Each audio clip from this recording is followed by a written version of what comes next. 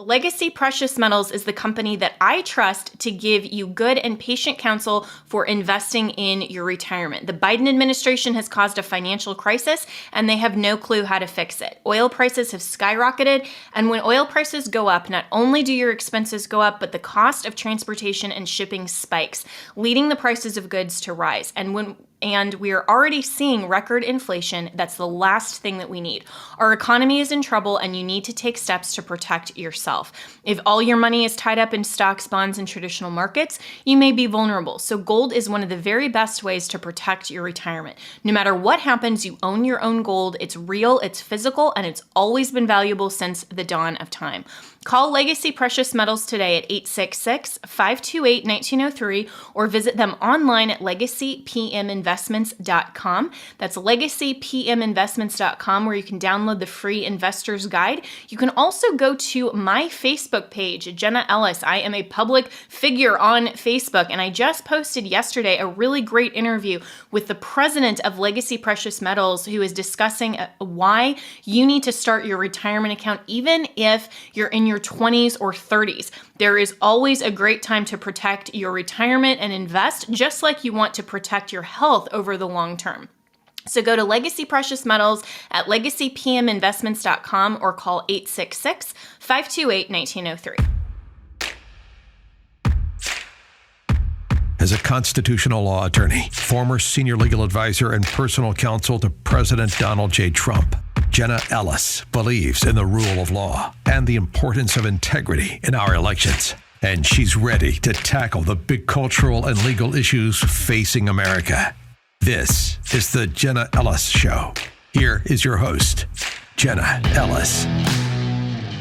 Hello, friends, and welcome to another episode of the Jenna Ellis Show. I'm Jenna Ellis, and breaking it today, former Vice President Mike Pence apparently self-reported that he had classified documents that were stored at his home in Indiana.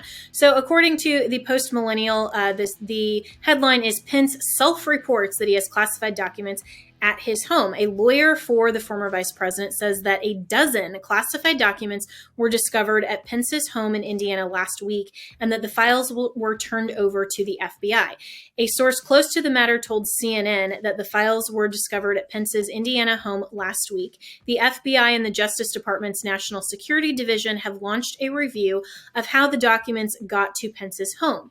They were discovered at his new home in Carmel, Indiana. It is not yet known what the documents pertain to or what their level of sensitivity or classification is. Congress will be notified and has been notified now today on Monday, but they'll be officially notified apparently tomorrow on Tuesday. Pence reportedly asked his lawyer to search his home as a precautionary measure to ensure that he had no classified documents. When going through the boxes stored at his house, Pence found documents with classified markings. The boxes were brought to Washington, D.C. and handed over to the archives. And of course, this discovery comes as President Joe Biden is embroiled in a scandal after classified documents were found at multiple places in his personal home in Delaware. And this also, of course, comes after the very now infamous raid back in August of Mar-a-Lago that was of former President Trump's home, and classified documents were known to be contained there. But of course, there was negotiations that were ongoing with Secret Service as to the containers and how secure they were. So this wasn't just a matter of finding them randomly there. So I think that these situations are very different. But interestingly as well, my friend Greg Price, which if you're not following him on Twitter, you should be at Greg_Price11.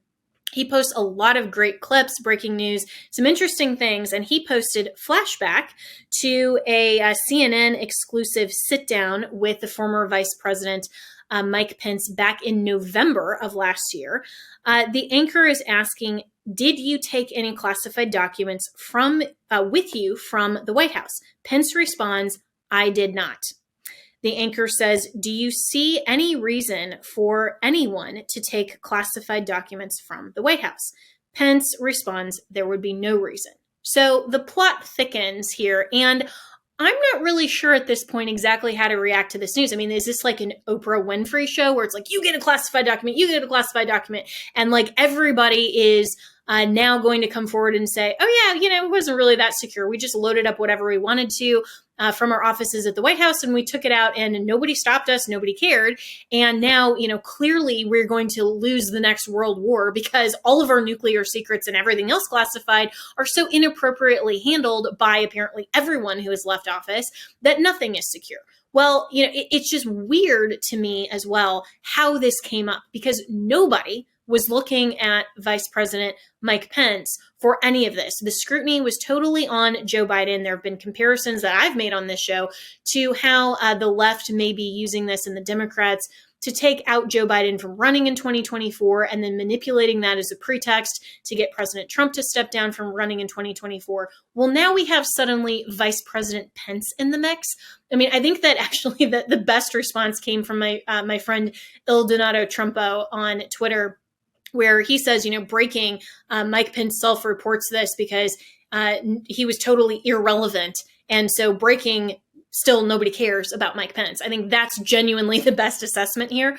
But it's interesting because when people are looking at, and the FBI and the DOJ are looking at someone else, and they're looking at Pence, who has these documents, or at Biden rather, at these documents, then Pence suddenly goes, you know what? I wonder if I have any classified documents. Let me get ahead of this, and let me have my lawyer come and search my home. I mean, this is as weird as somebody who, they say publicly and openly, nope, don't have crack in my home, don't have any drugs at all. But now that, my neighbor down the street, who is like a known drug dealer, that crack was found in his home, just as a precaution, I'm going to have my lawyer come in, search my house, find the crack that, definitely was not there, shocker, and then self-report as if this is going to be better now for me because I self-reported that my own lawyer found this at my home. I mean, it's very, very odd because nobody was looking at him, or were they?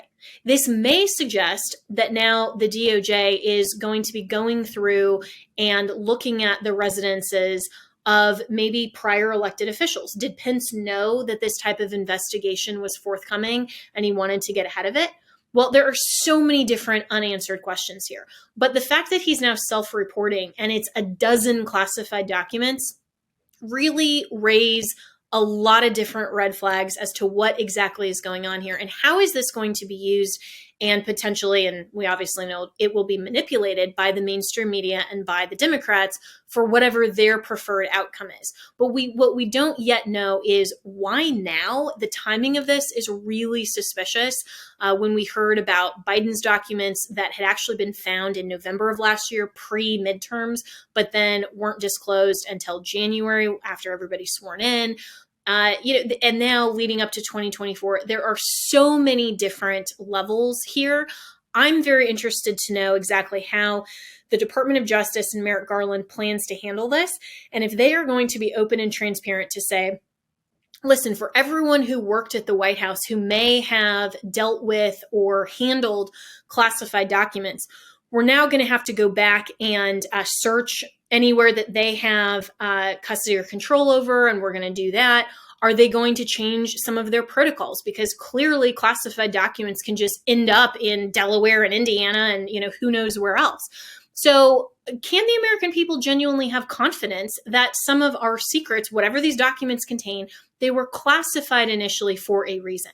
So for these documents that just mysteriously showed up at all of these different places, how did they get there?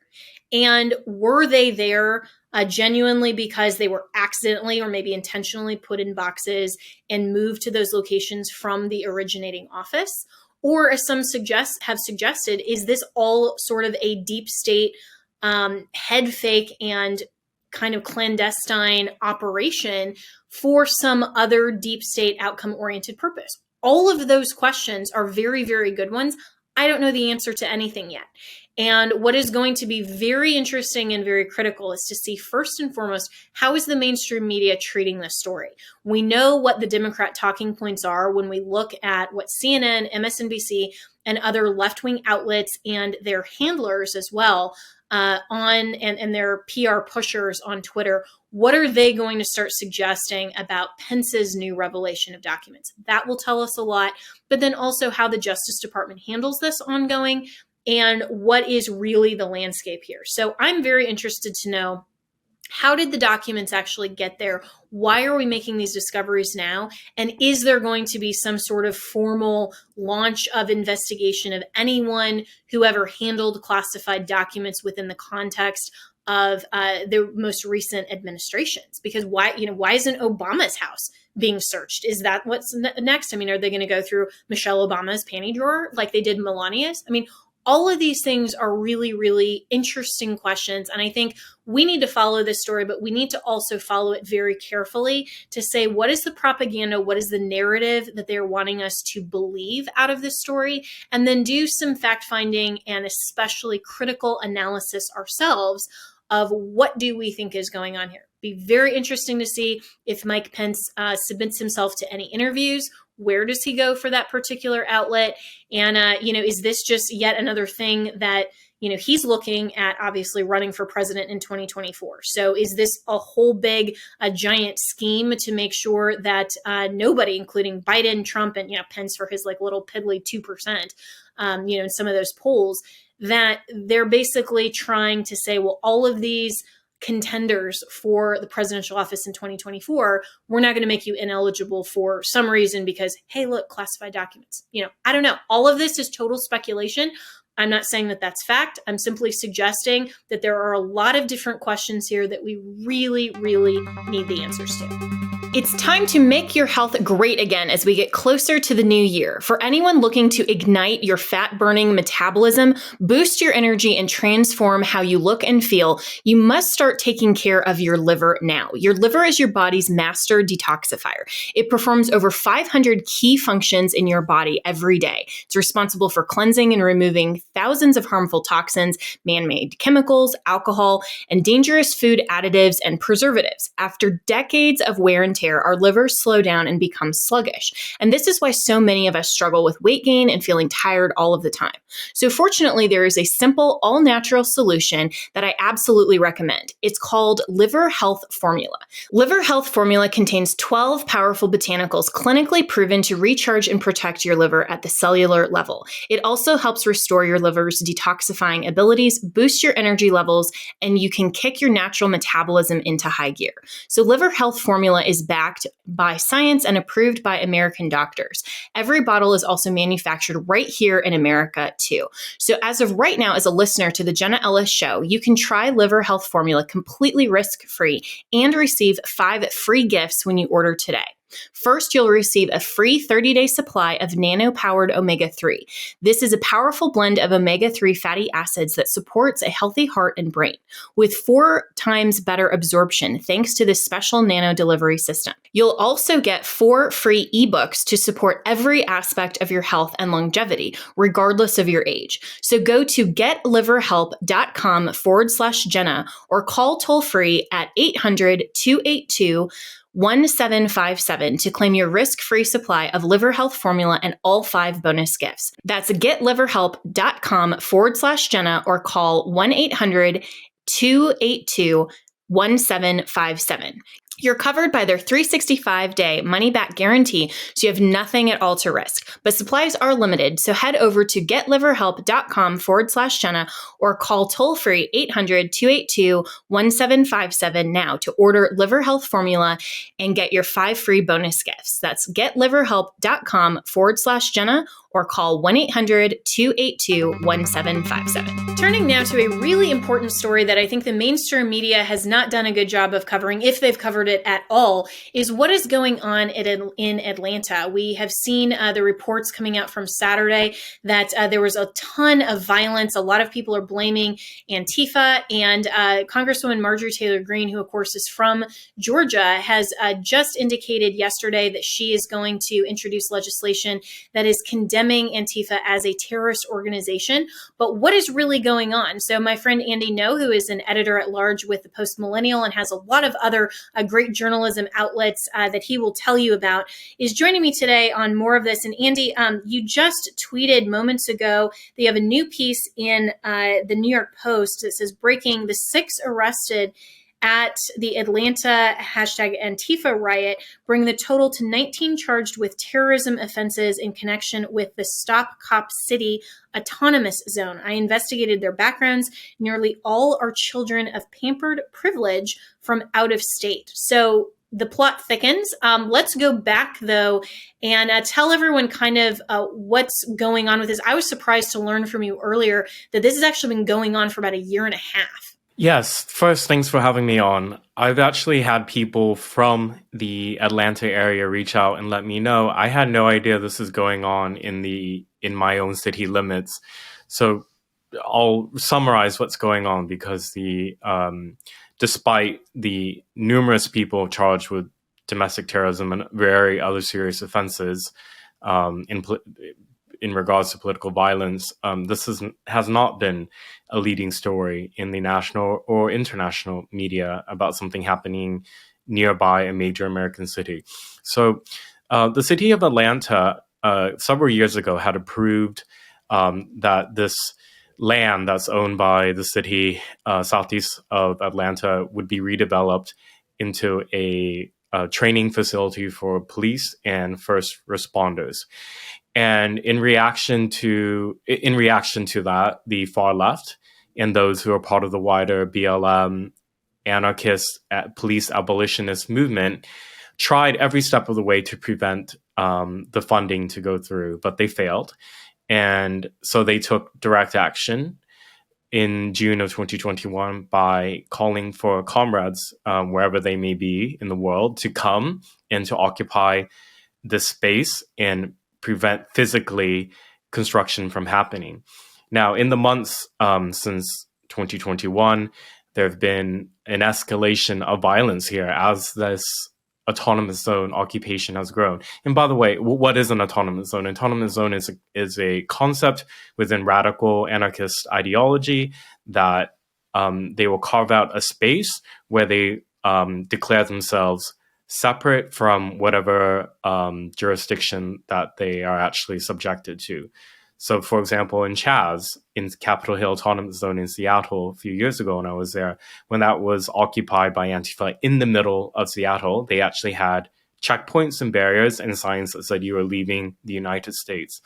Similarly, in Atlanta, this space, it's not in an urban area, it's in a wooded area, but it's the same type of concept.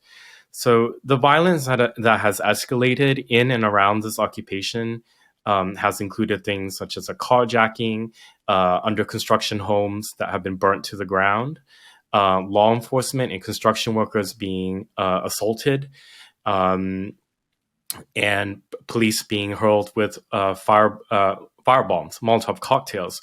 So there's been several raids on this zone by law enforcement, and this is usually headed by the Georgia Bureau of Investigation, also Atlanta Police and Georgia State Patrol.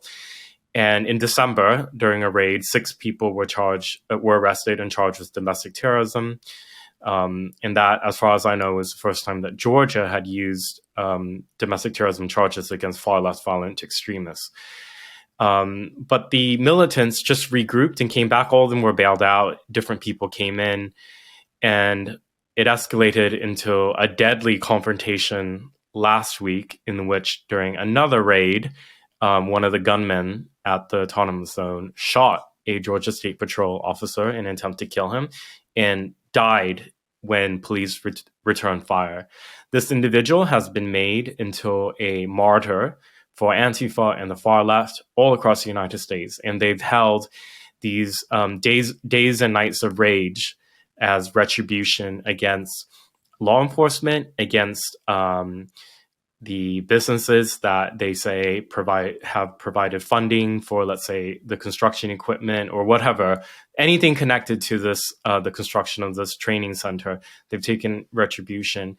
And in Atlanta on Saturday night, they carried out mobs of hundreds of people in Black Bloc, which is where they dress head to toe in black and wear a mask as part of their uniform, attacked a part of Atlanta and downtown on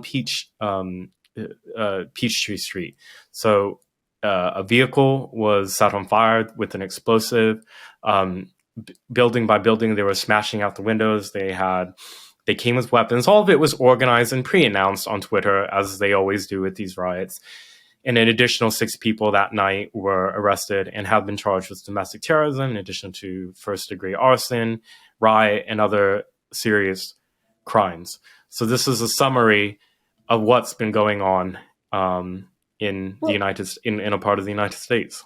Yeah, and this is, I think, for a lot of people, shocking to hear, because as much as we saw nightly in the news about the Chaz, and this was downtown Seattle, and this was right in the aftermath of everything that was going on with the George Floyd protests, and there was so much media attention that was given to this, but yet this situation in Atlanta is so strikingly similar to not only the BLM riots and everything that was protesting in the aftermath of George Floyd's death, but also the Chaz, and yet there's hardly any media attention at all on it. Is that purposeful from the mainstream media, or is there a distinction here that somehow we're just not seeing? It's on my view that the attempt to sanitize a violent, deadly militant occupation by the far left, the attempt to sanitize that, I think, is intentional, though unsurprising.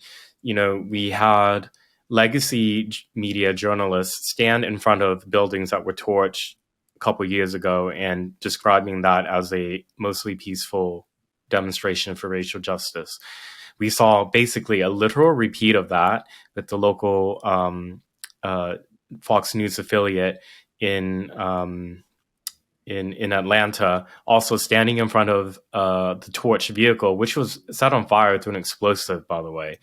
I forgot to mention a moment ago, during a emergency press conference led by the mayor and the Atlanta police on Saturday night after the arrest, the mayor disclosed that some of the arrestees had explosive devices on them. So this is really serious.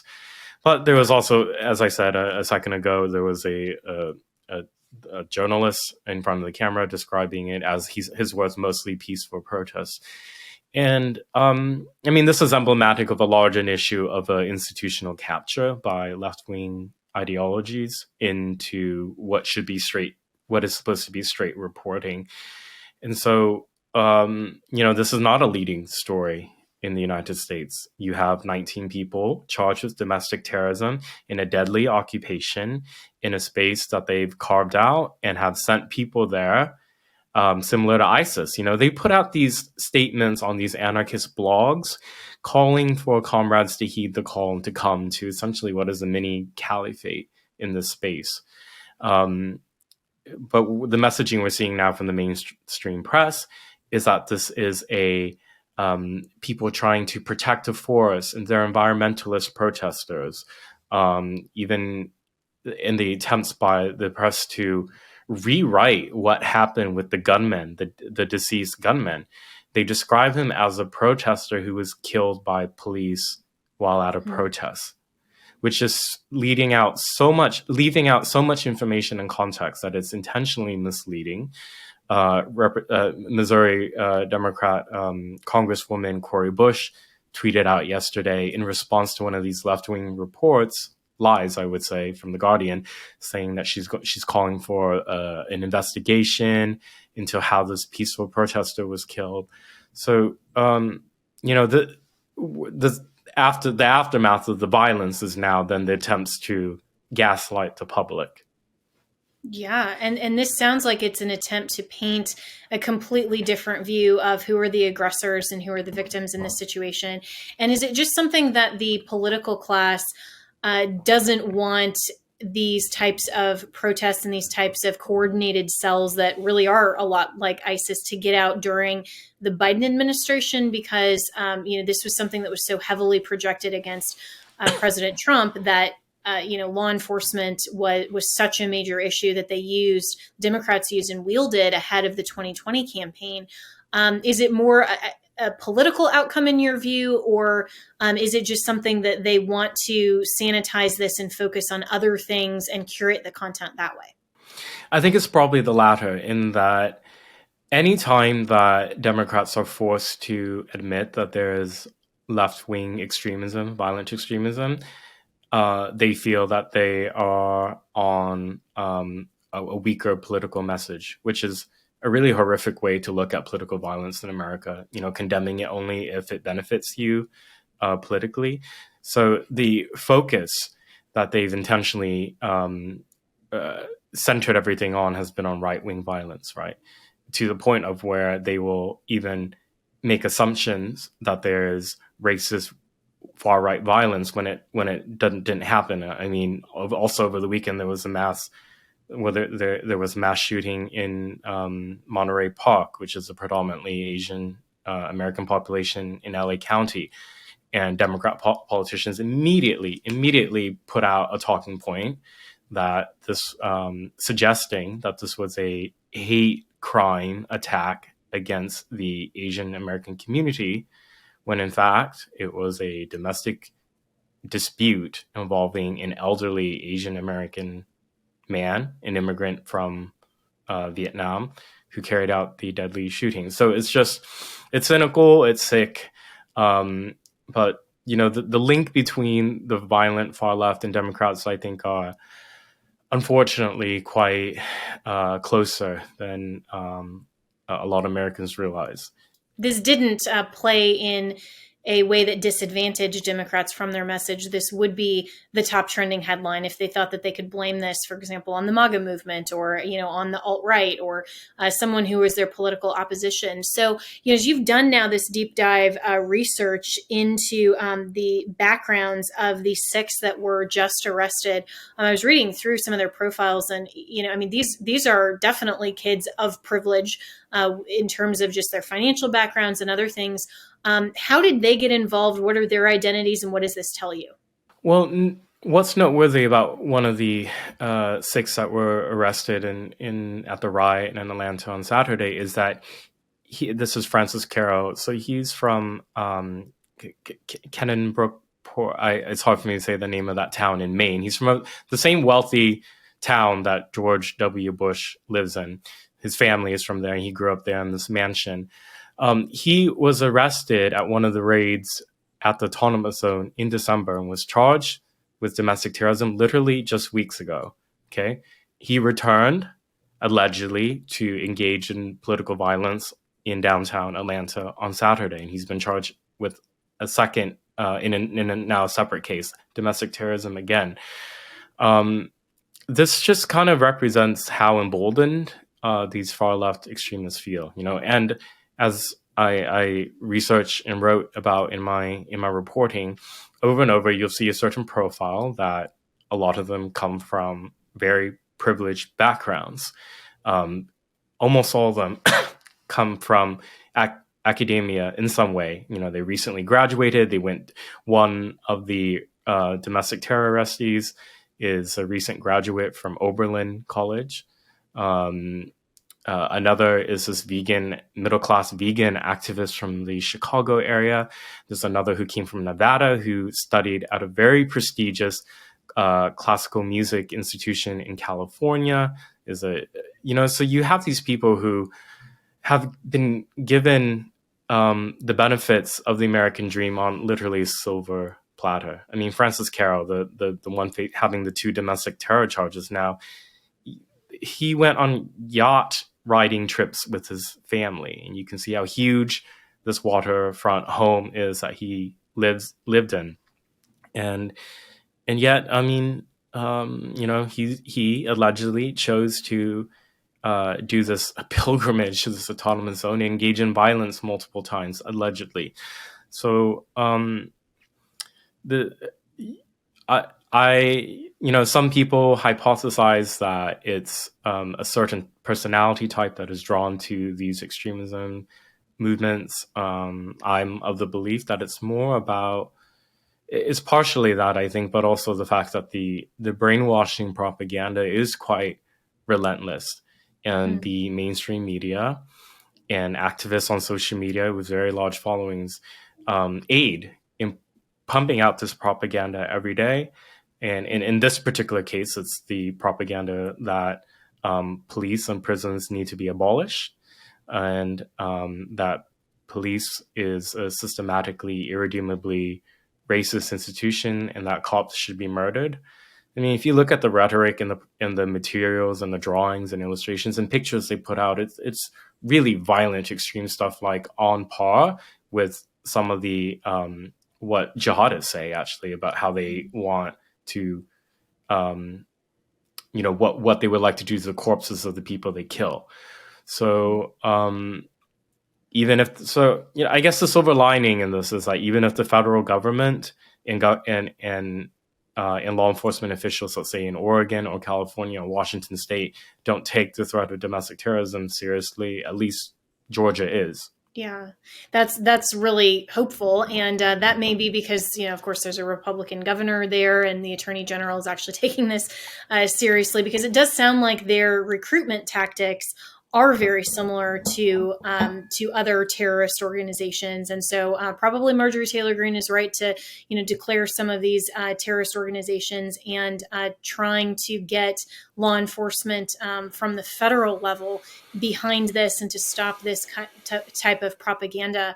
But where do you see this headed from here? And, is there really any hope that the attorney general in Georgia and the governor and the mayor, obviously right outside of Atlanta, are going to quell this autonomous zone anytime soon? Well, there are a number of social media accounts, particularly on Twitter, who represent those either in or a part of this occupation.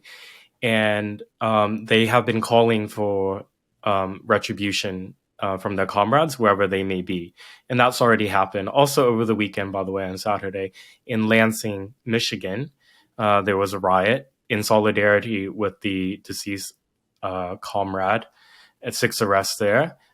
In Boston, Massachusetts, there was a violent direct action in where one of the arrestees accused of blooding a law enforcement officer is the son of the Democrat House Minority Whip.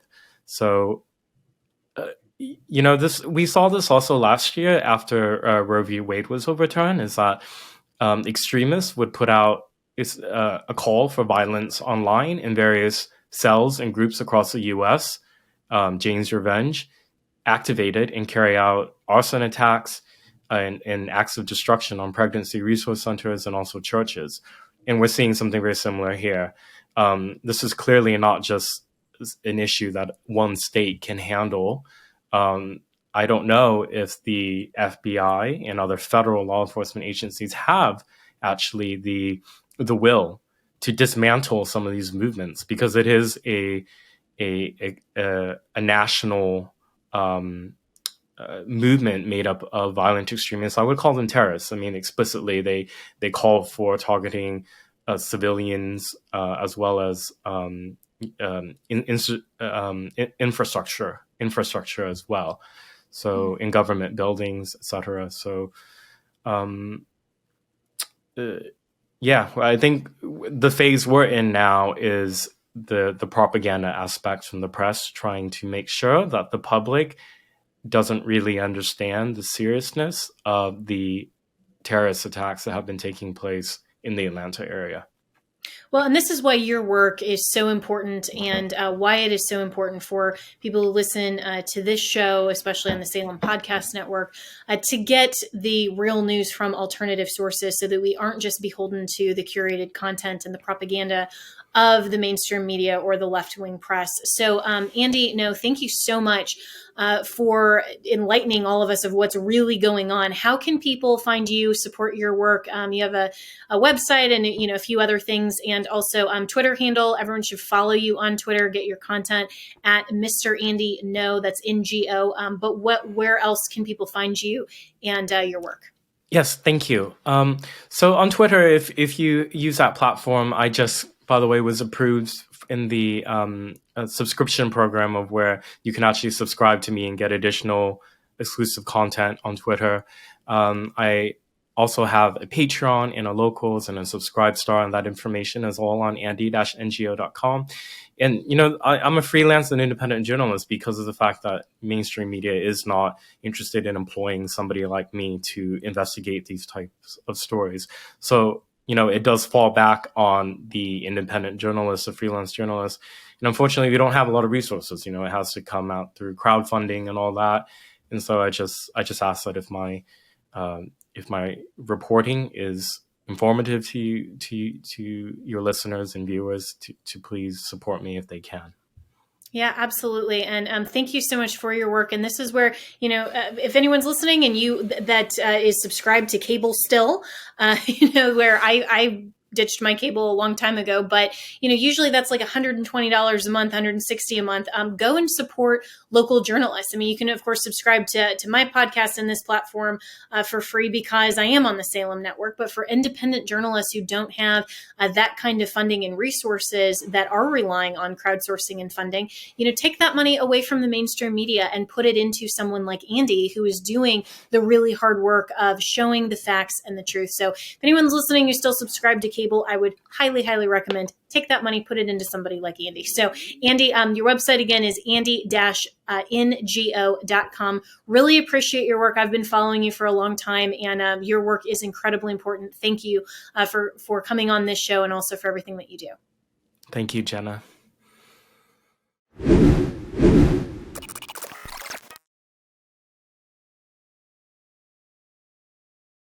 Legacy Precious Metals is the company that I trust to give you good and patient counsel for investing in your retirement. The Biden administration has caused a financial crisis, and they have no clue how to fix it. Oil prices have skyrocketed, and when oil prices go up, not only do your expenses go up, but the cost of transportation and shipping spikes, leading the prices of goods to rise. And we are already seeing record inflation. That's the last thing that we need.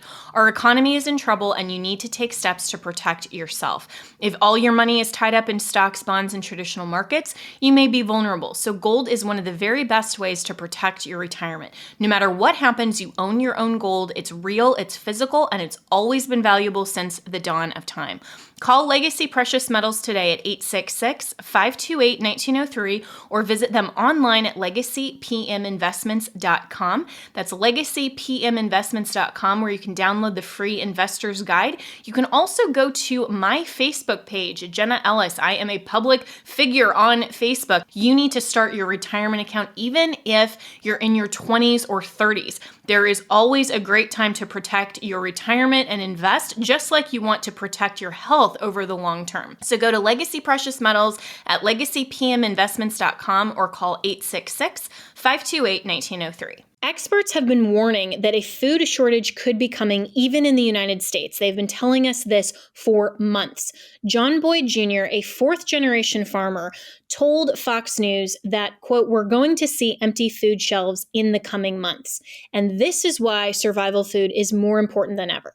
He's right. You need to create your stockpile of the best-selling 4 Patriots survival food kits. This is not ordinary food. We're talking good for 25 years super survival food. This is hand-packed right in a family-owned facility here in the USA. The kits are compact, they're sturdy, they're water-resistant, and stack easily. But most importantly, they are survival food, and this is necessary as we have no idea what the next coming years may bring.